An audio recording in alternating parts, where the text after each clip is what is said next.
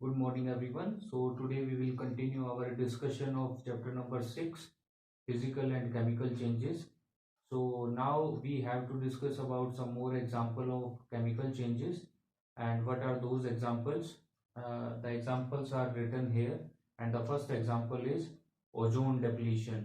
तो आपके जो केमिकल चेंज का एक और एग्जांपल है वो है ओजोन डिप्लीशन। आप सभी को पता होगा कि हमारी जो अर्थ है उसके चारों तरफ ओजोन की एक लेयर प्रेजेंट है जो हार्मफुल जो अल्ट्रावायलेट रेज हैं जो सन से आती हैं उन सभी अल्ट्रावायलेट रेज को वो रोकती है और एक प्रोटेक्टिव शील्ड की तरह काम करती है।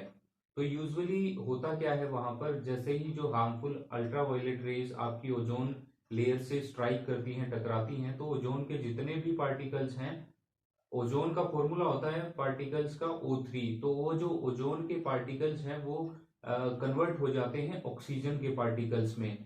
तो बेसिकली यहाँ पर एक जो नया कंपाउंड है वो बनता है, ऑक्सीजन बनती है, तो इसीलिए इसको एक केमिकल चेंज कंसिडर किया जाता है। उसके अलावा जो नेक्स्ट एग्जांपल है वो है फोटोसिंथेसिस का।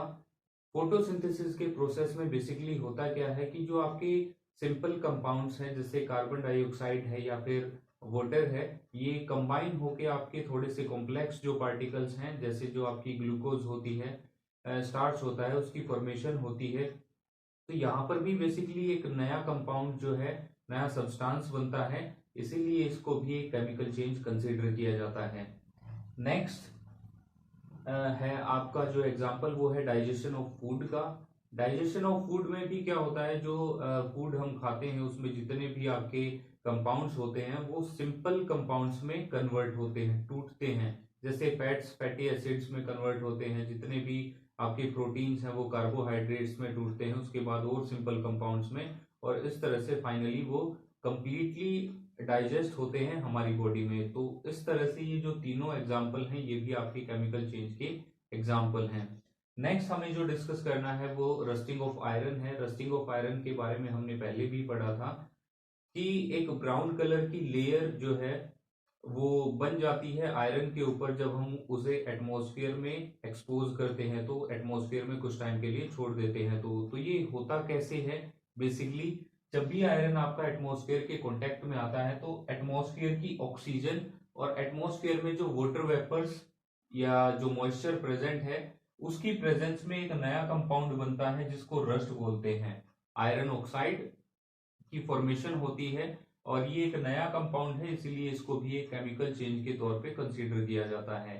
रस्टिंग जो है, तो इसके लिए नेसेसरी कंडीशंस बेसिकली कौन सी होंगी, प्रेजेंस ऑफ ऑक्सीजन और प्रेजेंस ऑफ मॉइस्चर।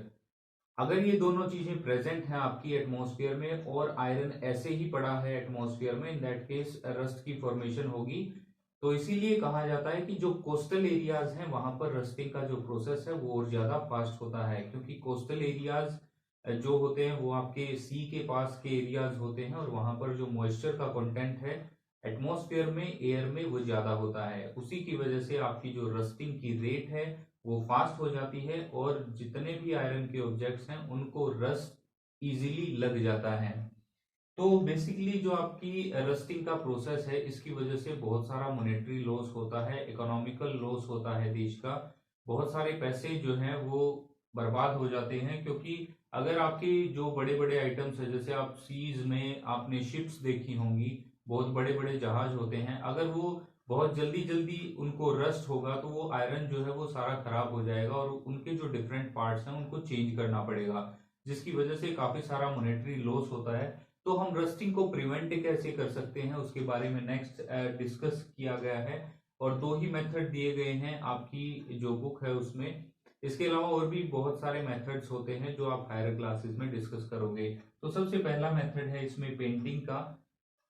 जो भी आपके आयरन मटेरियल्स हैं अगर हम उनको टाइम टू टाइम पेंट कर देंगे तो उनके ऊपर एक लेयर फॉर्म हो जाती है पेंट की, जिसकी वजह से आपका जो आयरन है वो डायरेक्ट कांटेक्ट में नहीं आता ऑक्सीजन और वाटर वेपर्स के, और वो रस्ट से बचा रहता है। सेकंड जो मेथड है वो है गैल्वेनाइजेशन। गैल्वेनाइजेशन क्या होता है, बेसिकली ये एक प्रोसेस है जिसमें दूसरे मेटल की जो ज्यादा रिएक्टिव मेटल होता है उसकी एक लेयर डिपॉजिट की जाती है आयरन के ऊपर, जिसकी वजह से आयरन जो है वो रस्ट से बचा रहता है। बेसिकली करते क्या है, इसमें जिंक जो है उसकी एक लेयर को चढ़ाया जाता है आयरन के आर्टिकल्स के ऊपर, ताकि वो रस्ट से बचा रहे। इसके अलावा इन सारी चीजों को अवॉइड करने के लिए हम क्या कर सकते हैं, हम अलॉयज का भी यूज कर सकते हैं। उसमें आयरन के साथ जैसे स्टील के जितने भी आपके यूटेंसिल्स होते हैं उनको जंग नहीं लगता। तो स्टील के यूटेंसिल्स बनते कैसे हैं, आयरन में कार्बन, क्रोमियम, निकल, ये सारी मेटल्स जो हैं इनको ऐड करके एक अलॉय प्रिपेयर किया जाता है जिसको स्टील बोलते हैं, और उसके जो यूटेंसिल्स हैं वो बनाए जाते हैं। इसीलिए उसको रस्ट नहीं लगता, और रस्ट लगने के चांसेस बहुत कम होते हैं, तो हम उसे यूज कर सकते हैं as an alternative. So that was all about rusting. Next we have to discuss about crystallization. तो क्रिस्टलाइजेशन के प्रोसेस में बेसिकली होता क्या है, इस प्रोसेस को हम पहले भी डिस्कस कर चुके हैं एक एग्जांपल के थ्रू। जैसे सपोज कीजिए हमारे पास वाटर है और हमने उसमें थोड़ा सा जो है सोल्ट मिक्स किया है, तो क्या उस सॉल्यूशन से हम दोबारा से सोल्ट को गेट कर सकते हैं? तो इसे गेट किया जा सकता है जब हम उसको हीट करते हैं उस सॉल्यूशन को, तो वाटर जितना है वो वेपर्स की फॉर्म में उस सॉल्यूशन से अलग हो जाता है, उड़ जाता है। उसके अलावा जो कुछ बचता है आपके कंटेनर में वो केवल सोल्ट होता है। तो सोल्ट वहां पर जब एग्जिस्ट करता है तो वो क्रिस्टल्स की फॉर्म में एग्जिस्ट करता है, लेकिन जो क्रिस्टल्स होते हैं वो बहुत छोटे होते हैं। तो ये जो प्रोसेस है क्रिस्टल्स को ऑब्टेन करने का किसी भी सब्सटेंस के, ये कहलाता है क्रिस्टलाइजेशन। अब इस प्रोसेस को हम डिस्कस करेंगे एक एक्टिविटी के थ्रू, एक्टिविटी नंबर 6.9। इस एक्टिविटी में बेसिकली आपको करना क्या है, सबसे पहले एक बीकर में आपको एक कप जो पानी है, वाटर है, वो लेना है। वो लेने के बाद आपको इसमें कुछ ड्रॉप्स डाइल्यूट सल्फ्यूरिक एसिड की ऐड करनी है, उनको अच्छे से मिक्स कर देना है। मिक्स करने के बाद इस पूरे सॉल्यूशन को आपको हीट करना है। हीट करने के बाद जब वो बॉईल करना स्टार्ट कर देता है तो उसमें आपको जो कॉपर सल्फेट का पाउडर है उसको मिक्स करना स्टार्ट करना है। तो धीरे धीरे आप उसको मिक्स करते रहें, हीट करते रहें, और तब तक उसे मिक्स करते रहें जब तक उसमें पाउडर मिक्स होना बंद ना हो जाए। जैसे ही उसमें पाउडर जो है वो मिक्स होना बंद हो जाता है तो आपको उस सॉल्यूशन को उठा लेना है, अलग जगह पे रख लेना है। फिर उसको फिल्टर करना है। फिल्टर करने के बाद आपको उसे कूल होने के लिए रख देना है। जैसे ही आप उसे कूल होने के लिए रख देते हो तो उसको कुछ टाइम के लिए आपको ऐसे ही छोड़ देना है। फिर आपको उस सॉल्यूशन को ऑब्जर्व करना है। जब आप उसे ऑब्जर्व करोगे तो आपको उसमें जो क्रिस्टल हैं कॉपर सल्फेट के, वो क्रिस्टल देखने को मिलेंगे। तो ये जो प्रोसेस है पूरा, ये कहलाता है आपका क्रिस्टलाइजेशन। और इस तरह से किसी भी कंपाउंड के, किसी भी सब्सटेंस के आप क्रिस्टल्स जो है वो ऑब्टेन कर सकते हो। तो यहाँ पर हमने बेसिकली देखा कि जो कॉपर सल्फेट है पाउडर, उसके क्रिस्टल्स हमें मिलते हैं। तो ये किस तरह का चेंज है, तो बेसिकली ये एक फिजिकल चेंज का एग्जांपल है, क्योंकि कोई भी नया सब्सटेंस नहीं बना है। कॉपर सल्फेट जो हमने ऐड किया उसके क्रिस्टल ही फॉर्म हुए हैं, कोई नई चीज नहीं बनी, तो इसे हम एक फिजिकल चेंज के तौर पे ही कंसीडर करते हैं। तो यहाँ हमने डिस्कस किया इस पूरे लेसन में फिजिकल और केमिकल चेंजेस के बारे में, और जो दूसरे तरह के चेंजेस हैं, दूसरे जो एग्जांपल्स हैं इनके अंडर जो आते हैं, उनके बारे में आप हायर क्लासेस में स्टडी करोगे।